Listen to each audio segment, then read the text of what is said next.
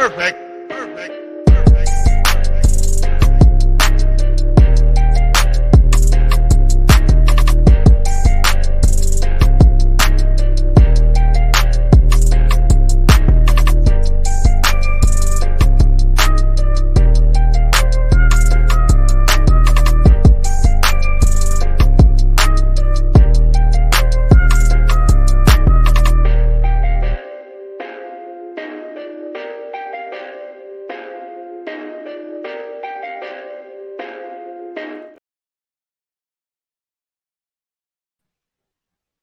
All right, everybody, what's going on? And welcome to today's edition of SWAC Talk. Of course, this is a show we cover the SWAC inside and out, and I'm your tour guide around the SWAC. See what's coming at you. Today, we're going to talk a little Grambling State football, man. Going to talk about the G-Men and what to expect from the 2023 upcoming season. Talk a little bit about what happened in 2022 and all points in between. So, with that being said, we still have a few teams left on our preseason previews before media day. So you can check out the socials. SWAC Talk is the Instagram, Facebook is SWAC Talk, Twitter SWAC Talk 76. Have a list of all the dates of the upcoming team previews. I have a slight little break in the middle for media day, which is coming up soon. So we'll probably do a live episode that night after media day and recap everything from media day. Also, don't forget to subscribe to the channel, man. We very, very close to that 1K goal, man. I am so excited and thankful for you guys to have helped me get to that goal. We're almost there. So if you haven't hit that subscribe button yet, man, why don't you go ahead and hit it. Also consider becoming a member of the channel. All the perks are lined up on the channel that you can check that out. Also hit that notification bell to be alerted to when videos drop, because I got something big coming on Monday. So make sure y'all hit that. On Tuesday it'll be dropping. So y'all make sure y'all hit that notification bell to get that when it drops. Like the video, share it, and feel free to comment and let me know how you think Grambling season is gonna turn out in 2023.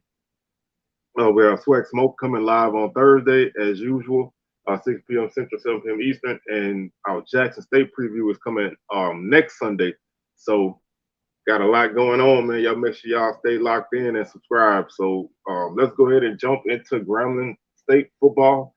Under Coach Hugh Jackson last season, the Tigers had a pretty poor year. I mean, there's no real nice way to say it. They didn't have a really good season, finishing 3-8, 2-6 in conference. Did get a victory over Southland opponent, Northwestern State, so that's always a good thing to win a non-conference out of conference game against an FCS opponent in your area. So that was a good victory for the Tigers. But other than that, not a lot of great things going on with the team last season. This was a team that really struggled to move the ball at times, struggled to score points at times, really struggled with consistency. Just really had a tough go of it last season. Like I said, they won that game against Northwestern State 47-21, but they had a bad second half. They had a poor second half against Jackson State, a poor second half against Bethune-Cookman. Second half woes happening pretty much every game they played, probably with the exception of Pine Bluff and Alcorn on over 2 games where they had a pretty solid game overall. Poor second half in the Bayou Classic also. So that leads me to my first point about Grambling is that this team has to start to play complete games. They have yet to do that. I mean, obviously this was a younger team last season under a new head coach, and they struggled to really find any consistency.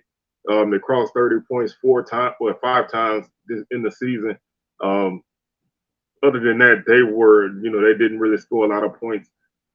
Their highest point total other than that was 24 and a loss to Jackson State. So they scored in the teens quite a few times, and that hurt them.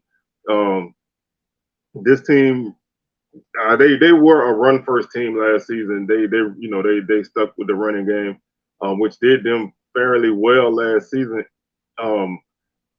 When you look at their ranking in the conference, they finished 5th in the league in rushing at 167 yards per game. averaged 4.9 yards per carry. So they were able to be pretty explosive running the ball. That was the third highest per carry average for any team in the conference, and finished third in rushing touchdowns. So this was a team that was pretty strong running the ball.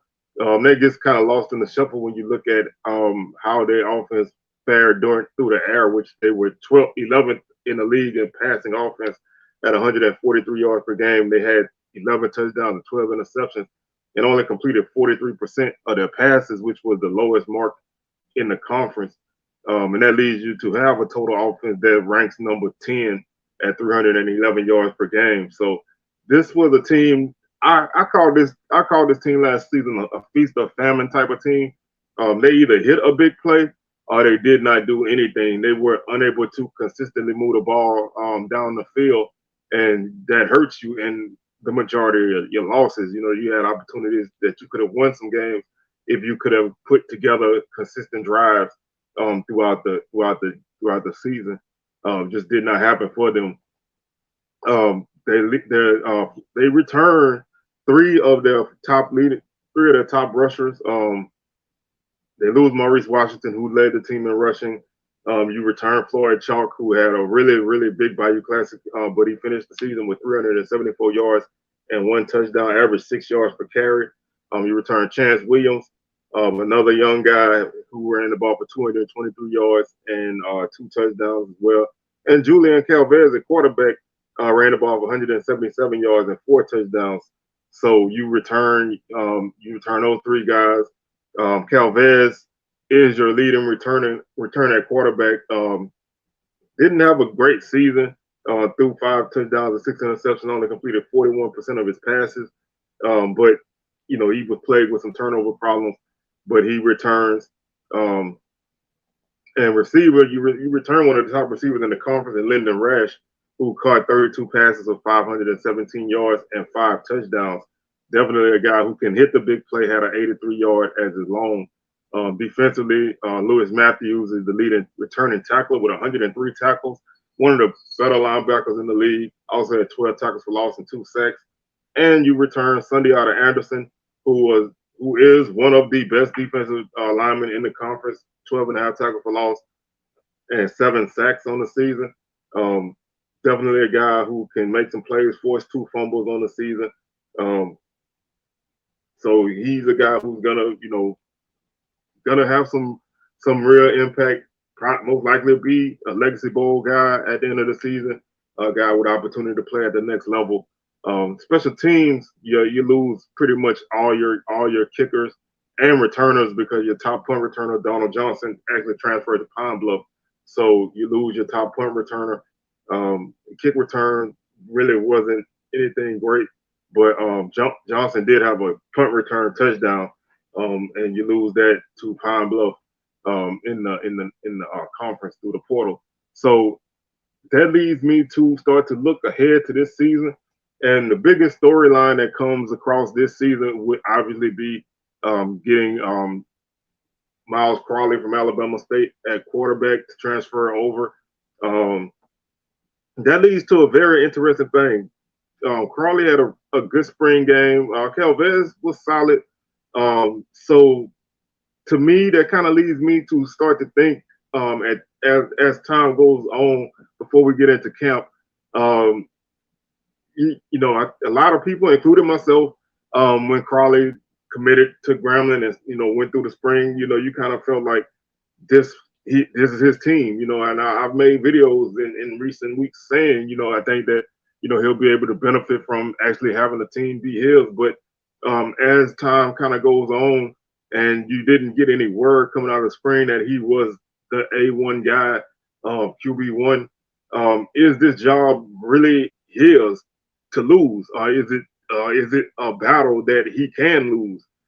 Is Calvez gonna grow? I mean, Calvez was a freshman that didn't start until mid-season, and he had a lot of growing pains, but he also made some plays. Is he gonna continue to develop and push for that job? Crawley doesn't have a ton of experience. He doesn't have very many starts on his belt. So a lot of what is looked at for him is potential. And when you look at any preview of any upcoming season, if a guy hasn't played a lot, you're basing it all on potential. So I don't know if it's such a cut and dry thing that he's the guy. No doubt he probably will be. I still think at the end of the day he will win the job. But I kind of feel like the idea of Miles Crowley has gotten bigger than who Miles Crowley is right now, and that's a dangerous thing, to put a guy in that position to have that much pressure on him going into a season at a new program under new coaches that he hasn't spent a lot of time with guys that he's still developing chemistry with. So it's going to be interesting to see, who starts camp as the first guy and who starts that Hampton game as the first guy. Is that guy going to make it through the whole season at quarterback? Are they going to, have somebody on a short leash? Or, what's the case? And that pretty much, leads me to another offensive thought is they have a new offensive coordinator in Tony Hall. How's the offense going to look under him? In the spring, they had a lot more offense in this past spring game than they did the previous spring game. They went deep a bit. They do have, like I said, they do have a lot of young weapons, especially in the backfield. Receivers, you still have some really good guys there, guys who have an opportunity to play, who didn't get to play that much last season. You have those guys waiting in the wing, and then you bringing in some transfers like Deshaun Dickerson from South Alabama, C.J. Guidry from Houston. You also bring in Nigel Lanier from Tennessee, and also Dejon Richard, a running back from Southern Miss. So you're bringing in some talent to go with what you had, and a lot of what you had last season was young. So this team is only gonna be more explosive, but can they be consistent? You lose your second leading receiver in Clark Coleman. He went to Pine Bluff as well. So, and you also lose Faison Wilson to the portal. So you lose a few guys and you bring in some guys to replace. So can the offense be consistent under Coach Hall? Can they drive the ball down the field? They only converted. They had a really poor third down rate this past season. I think it was like 23%. 29%. They completed 29% on third downs, and you're not gonna win very many games like that. You're not gonna sustain any drives like that. That number has to be better on offense. There's no other way to put that, and that's part of the reason why I call this team a feast or famine type of team, because they either hit a big play and got a 60, 70, 80-yard touchdown, or they went 3 and out, so it wasn't much in between. There weren't a lot of drives that led to, a field goal, or, even led to them being able to flip the field and put the opponents, starting deep in their end. They attempted 12 field goals on the season last season, so didn't really, do a lot of things. They kicked 5 field goals from 40 to 49 yards and 6 from 30 to 39 yards. So they didn't really even get that close into the red zone. And that's something that you really want to see a team improve. You have to be better in the red zone. You have to have more trips to the red zone, and you have to be able to convert and gain first downs. And this was a team that that was in the red zone 29 times this past season. That's the second fewest of any team. They were 25 or 29, but they did not have a lot of trips into the red zone. And when you don't get in the red zone a lot, obviously you're not going to score a lot. They only turned the ball over 3 times in the red zone, so they were efficient when they got there. They just didn't get there a lot, and that's something that I think that you're going to have to work on and really fix to continue to be better on offense. The offensive line played a lot of guys last season. They returned a lot of guys. They have to get better. They were a better run blocking unit, and a lot of times we have a younger offensive line. They run block better than they pass block. They did not do a great job of protecting the quarterbacks. Quarterbacks did take some unnecessary sacks as well, so it's not all on the deep offensive line. but this was a team that gave up 38 sacks last season, and that's that's something that you just cannot do if you're trying to reach that upper echelon and stay in the mix of a West Division that really is open for the taking. The passing game obviously needs to improve, and that can be done, with either a quarterback who was there last season and got getting better, or a new guy who can come in and spark the offense. But the pass game has to become a threat to help the run game. Turnovers have to be decreased on offense. This was a team that finished -8 in turnover margin, and that's definitely not good. You just cannot turn the ball over as much as this team did last season. 12 interceptions on the season definitely hurts you. 11 interceptions hurts you a lot as an offense, and 11 fumbles. So you turn the ball over 22 times. That puts a lot of pressure on your defense. Your defense only forced 13 turnovers. So that's -9 on the season, and that you cannot win like that. This defense was actually much improved from the 2021 season. They got a lot better. They were able to stop some teams. They had a 33% on third downs for opponents, which was third in the league. So they definitely did a really solid job of getting off the field. Even though they didn't turn teams over a lot, they were in the middle of the pack in sacks with 23. So you would like to see another guy step up on that line with Anderson to help keep him from being double teamed. To take some attention off him, let him work one-on-one with some guys. Because the more teams know about him, the more they're gonna shift their blocking schemes to account for him, which is gonna lessen his impact. So if he can eat double teams and get somebody else opportunity to work, then that's even better. But they need somebody else to help generate that pressure on the defensive line. This team was 8th in the league in passing defense, allowing 203 yards through the air, and they were 9th in rushing defense at 180 yards per game. So you would like to see that run defense get a little bit better. And this team can probably bump themselves up another notch or two in total defense. Then I think that'll help this team even more. But the offense has to be the key to get this team on point. Special teams, you have to find a new kicker and a new punter, and some return guys, and you have a lot of speed on this team.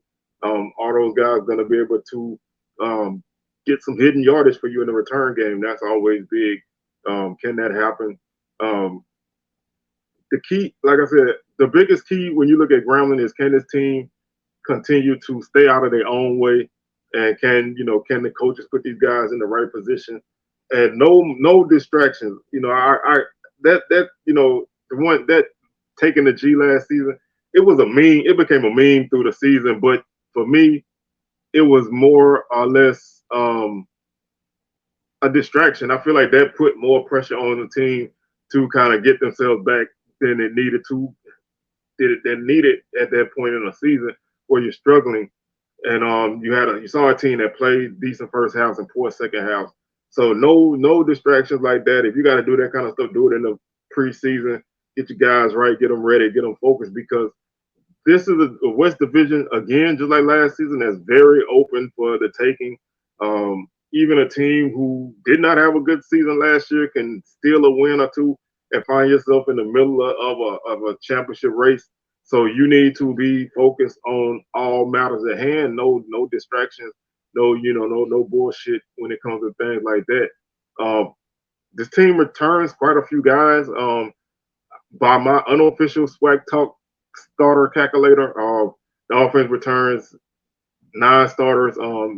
Since Calvez did start last season, the bulk of the season, he may not start this season, so that's why I kind of always put an asterisk on the returning starters when a quarterback doesn't necessarily have a job in hand, even though he started last season. So either 8 or 9, depending on how you look at that. And defense returns 6 guys on that unit, and like I said, special teams is basically starting over. So this team can be a better team. This team will be better than last season. I feel like they're definitely going to be better than last season. going 3-8, obviously that leaves a lot of improvement, and the opportunities are there. So let's take a look at the schedule for Grambling. They open up their season on September 2nd in New Jersey against Hampton. This is a game Grambling needs to win. Number one, it's an out of conference game, so we definitely need that victory. And even though Hampton's an HBCU, but they're now a Colonial team, so that's a non-MEAC opponent. We need that victory out of conference. Hampton doesn't slot to be a team that's going to be good this season. A lot of people feel like Hampton may not even win a game. So that makes this definitely a game that Grambling needs to win and set the tone for the early portion of the season. Hopefully the offense can come out and put up some decent numbers. Defense can get you some stops as a turnover, and you can win this game and move on to September 9th at LSU. That's a money game.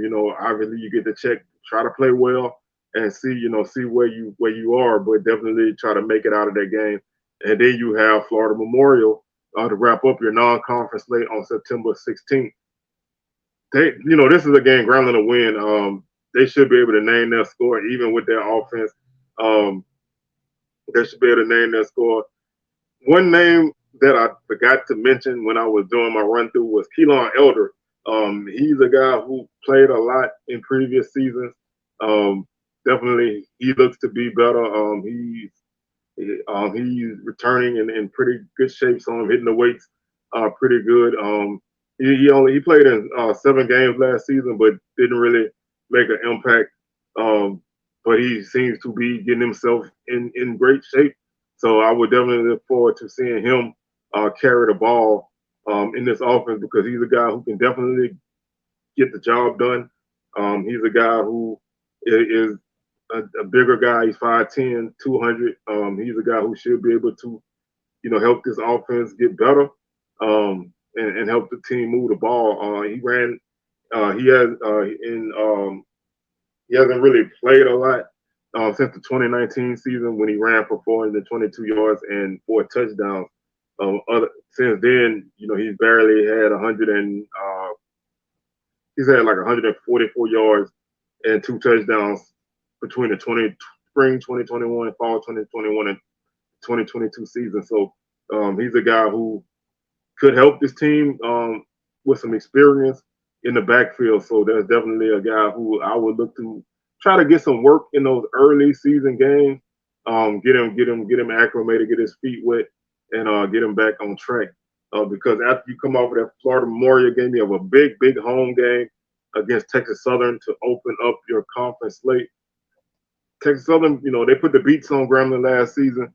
I think it'll be closer in the whole, but I think TSU is going to win this game. I think their team is a little bit more solidified at this portion of the season, and they could be coming off of an early season victory against Prairie View that could really propel them to a pretty good season. And then you have the State Fair Classic on September 30th against Prairie View. Grambling has struggled in this series in recent years.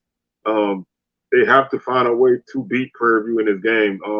This was a series that Grambling used to dominate, and now they're on a 5-game losing streak in this series. So they have to find a way to win this game. And when you look at this game, they've had a tough go of it. It's one of those things where the offense has not been there. Their highest point total in that 5-game losing streak is 16 points. Now Prairie View's point total has fluctuated. They've scored as high as 34 in that streak and as low as 17, but they've won all 5 games in recent years. So Grambling has to find a way to score the ball in this series. You just can't come up short like that anymore. I don't know. Prairie View is a team who is returning a lot of guys just like last season. Kind of an under the radar type of team. They're going to be deadly. They have a really solid running game. The passing game should be a little bit better. The offensive line is one of the better in the conference. Defense, they have some losses, but we'll see how they do. But I still like Prairie View in this game because they some kind of way found a way to win in this series. Grambling has not been able to get themselves back on track in this series. Um, I like Prairie View in this one, and that leads to the Alcorn game on October 7th at Alcorn. It's homecoming on the reservation. It's been said all week, from Grambling people that they don't lose a lot against Alcorn, and they haven't recently, including beating Grambling last season, beating Alcorn last season 35-6. Um, I just like this Alcorn team right now. I feel like this team is the team that's going to go into the season as the potential division winner. So they'll find a way to win this game. I think Grambling going to fight in this game, but I think Alcorn will win it.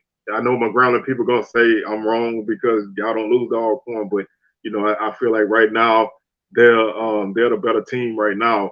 That leads us to October 14th, homecoming in the hole against Alabama A&M.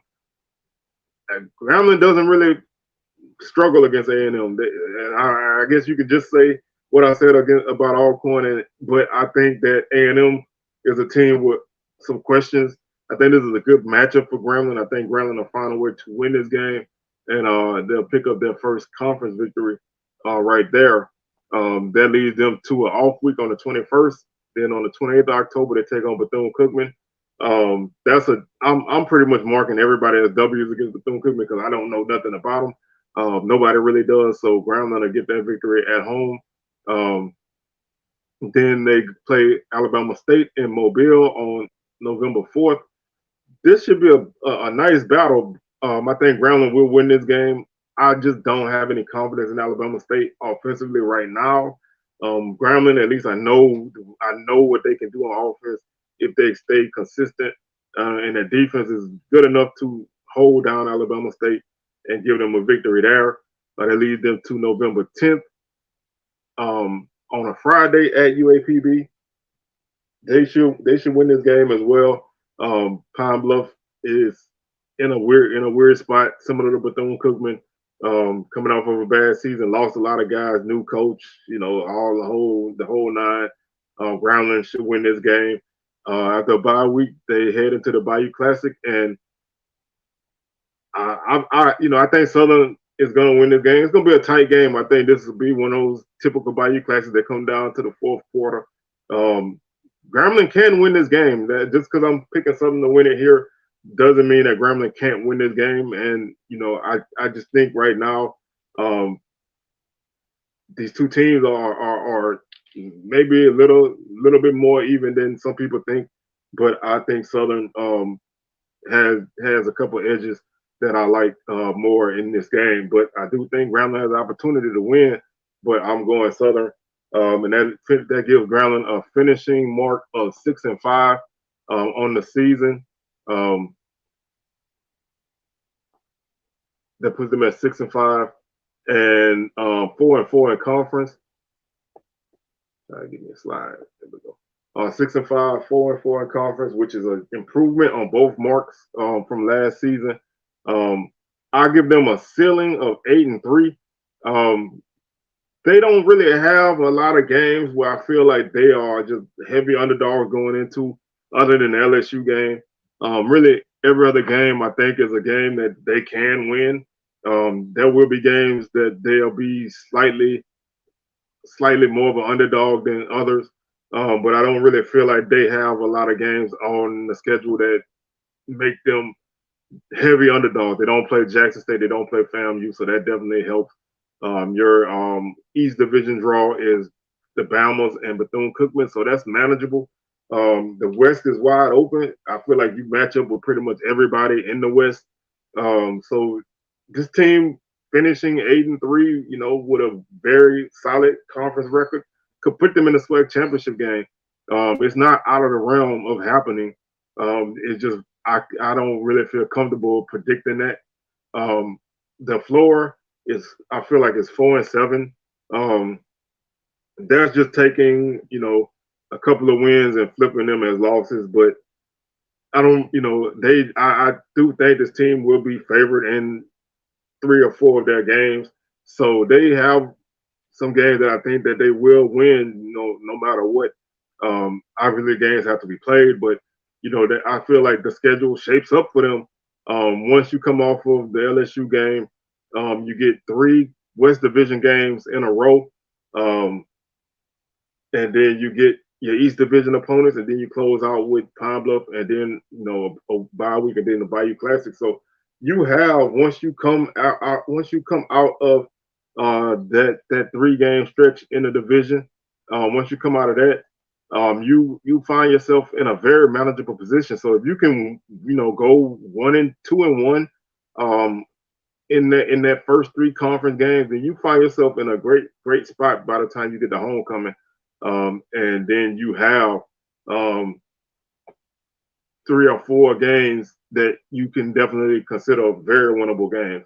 So the first 3 games of the season, really, first 3 conference games of the season, are really going to dictate how this team's conference slate goes from there on. If they struggle in those 3 games and don't win one of those games, then yeah, they're going to be looking at a rough season. If they can go 2-1 or better, then I think this is a team that's going to really do well in conference. So that's going to do it for our Grambling preview. Again, my pick is Grambling 6-5. 6-5 in conference. 6-5 overall, 4-4 in conference. I think this team will be much improved from last season, and I'm eagerly awaiting to see the start of this season to see how Grambling does against Hampton. That's going to do it for today's show.